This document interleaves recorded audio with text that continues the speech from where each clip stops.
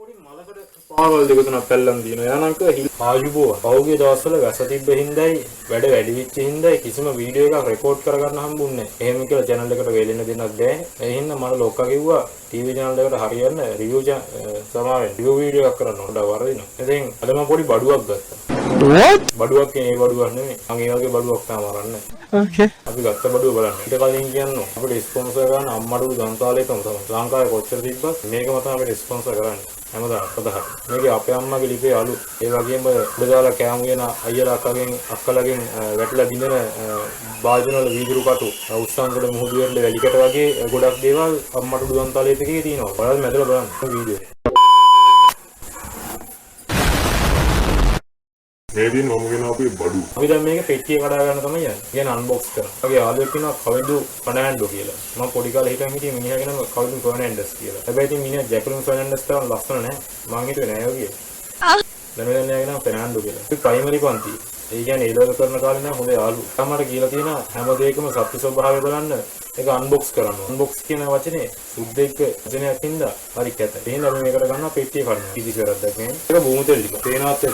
මේකේ බොමු තෙල් ටික. කොහොමාරි ඒ නමන් දා දෙන්නේ මල්ටි වික් කියලා. තේන නැති උඩින් තියෙනවා මල්ටි වික්. ඊට මේ IGL කියලා ඊට පස්සේ මේකේ දානවා නේෂන් නීඩ් කියලා. අතන ජාතිය අවශ්‍යතාවය හරි මොකක් හරි වෙන්නේ නැති. තව ටික මේ යන විදිහට ගෑස් සිලින්ඩරේ තව 400කින් විතර වැඩි කරොත් ඒ ජාතිය නෙමෙයි මුළු රටේම අවශ්‍යතාවය වෙන්නත් පුළුවන්. ඊට කියනවා මේක මම ගත්තේ ඉනප් පොතේ පුතර දිස්සි. ඉනප් NSB බැංකුවට එහා පැත්තේ තියෙනවා පොඩි කඩයක්. ඒ කඩේ ඉන්න කඩු ලස්සන අයියා කෙනෙක්. අයියට රට ගැන කොහොම පැහැදිලි අදහසක් තියෙන අයියා කෙනෙක්. එයගෙන් මේක මාස 4කට විතර කලින් අහපු එක ඊයා මට ගෙනත් තියෙනවා. ඉක්මන් ඒ අයියා. කොහොමරි මේක 6500 උනේ. මට 6000ට දුන්නා. ඒක හොඳයි. ඉතින් අපි සෙලෝ ටේප් එක කඩලා තියෙන ඇතුලේ බැලුවා.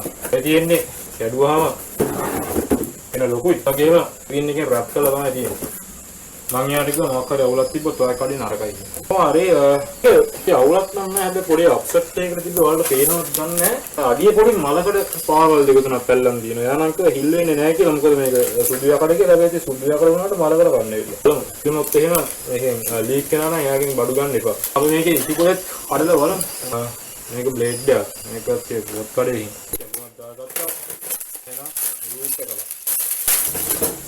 ඒක මෙන්න මේ වගේ එකක් තියෙනවා. මේ තියෙන්නේ අර මම හිතන්නේ පත්තු කරන එක වෙන්න ඕන. හදලා තියෙන කොහෙද දන්නේ? මේ ශ්‍රී ලංකාවේ. ඒක නම් වෙන්නද? ලංකාවේ මේ වගේ හදන්න පුළුවන්. බැරි කමක්. මාස්ටර් හදාගත්ත මේක ගේමක්. හරි. මම කැල්ලක් තියෙනවා. ඇතුලේ මම හිතන්නේ මේ දුම බඳින්නද කොහොමද දන්නේ? හැබැයි ඒකත් මේ හොඳට බැලුවොත් එimhe ඇතුළ නවත් දන්නේ මේ ඩක් විතර මලකඩ කන්නේ. පොඩ්ඩක් නෙමෙයි. මලකඩ පාරක් තියෙනවා. මම පැතිරිලා. හොඳ වැඩක් දැක්ක මේ පුනීලේ වැටුණා. ඒක පුනීලයක්. මේ චූටි පුනීලයක් හම්බෙනවා. මේ මොනවද කකුල් වලට මෙහෙම කකුල් ඇවිල්ලා තියෙනවා. නැත්තම් මේක ක්‍රීම් වැදුනහම මේක දැන් ගෙවිලා හරි తీරලා හරි මේ වටේ දාර කැපිලා ලීක් වෙන්න පුළුවන්. ඒ හින්දා මේ කකුල් එන්න තියෙනවා. ඒක හොඳ වැඩක් තියෙනවා. මෙතන මේ තෙල් මීටරේ පෙන්නවා. ඔයාලට පේනවද නැත්නම් තෙල් මීටරේ පේන්න තියෙනවා. ඒකෙන් තෙල් මීටරයක් තියෙනවා. හරිද? ඔකක් නේ. අනුගමන නේ. දන්නේ ගලවන්න. පොඩ්ඩක් ඉන්නවා ගලවගෙන කතා කරා. උඩ කෑල්ල මම ගලවගත්ත ඒක මාර අමාරුවක්. හරිද? හොඳයි ගලවුවාම තියෙන්නේ. මේ තියෙන්නේ ඒකෙත් මලකඩ වගේ ඉන්න ඇවිල්ලා. සමහරව මේ උඩ කෑල්ල ගලවන්න අතක් පුවල්න. ඊට පස්සේ අපි ළඟ ලුක් එකක් දෙන්න බඩු ටික. හරි දන්නේ.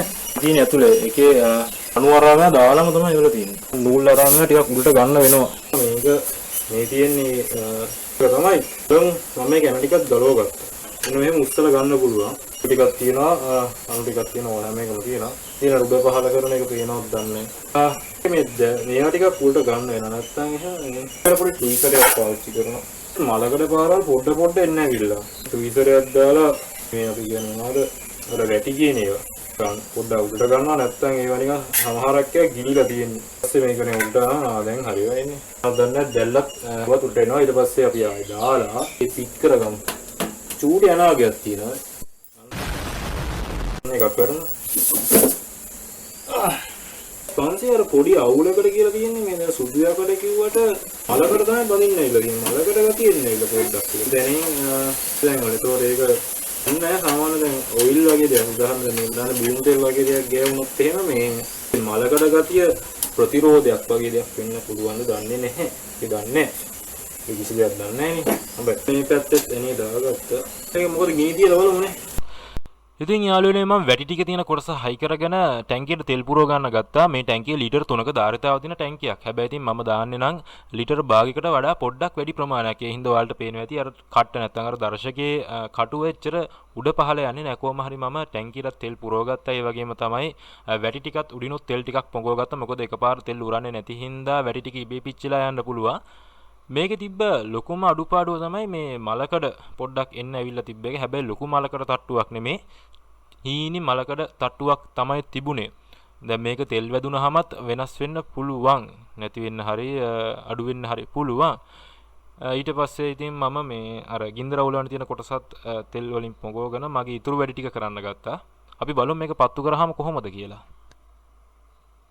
එළිය තිබ්බ සද්ද හින්දා සවුන්ඩ් එක පොඩ්ඩක් අපහැදිලි හින්දා ඩබ් කරන්න හිතුවා. කොහොම හරි මේක මම පත්තු කරාම ඔයාලට පේනවා ඇති දැල්ලත් හිමීට පත්තු වෙනවා. මේකේ පත්තු කරාට පස්සේ ආපු ලොකුම දේ තමයි ලොකු කරගඳක් එන්න ගත්තා. ඇත්තටම ඒක ගාලා තියෙන පේන්ට් එක පිච්චෙන නිසා වෙන්න ඕන එන්නේ. ඇත්තටම සැර ගඳක් එන්න ගත්තා. එහෙනම් මම ටිකක් කළා හැම පත්තු කරලා තිබ්බා. අපි බලමු මේකෙන් කෑමක් ඉව්වහම මොකද වෙන්නේ කියලා. මට ලොකු ප්‍රශ්නයක් තිබ්බා. මොකද මේ බූමු තෙල් ලිපෙන් කෑම ඉව්වහම බූමු තෙල් රහ යනවා කියලා කෑම වලට. අපි ඒකත් පස්සේ ටෙස්ට් කරලා බලමු. ඉතින් අපි ඒකට අලුත් වීඩියෝ එකකින් හමු වෙමු ආයි.